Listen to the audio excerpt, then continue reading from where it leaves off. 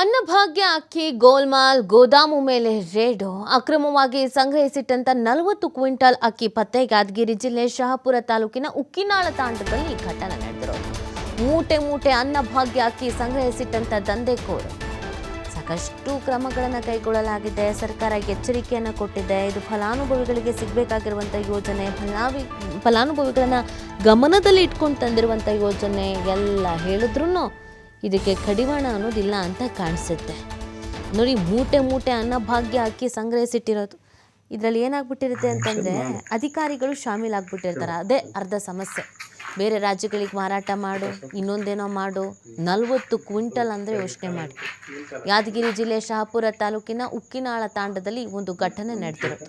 ಪ್ರಮುಖ ಮಹತ್ವದ ಯೋಜನೆಗಳು ಕೆಲವೊಮ್ಮೆ ಹಳ್ಳ ಹಿಡಿಯೋದು, ಹಾಳೋಗೋದು ಹೆಂಗೆ ಅಂದರೆ ಹಿಂಗೇನೆ. ಕಟ್ ಮಾಡಕ್ಕೆ ಒಂದೆರಡು ಮೂರು ಫೋಟೋ ಹೊಡಿ. ಒಂದು ನಿಮಿಷ ಮಾಡು.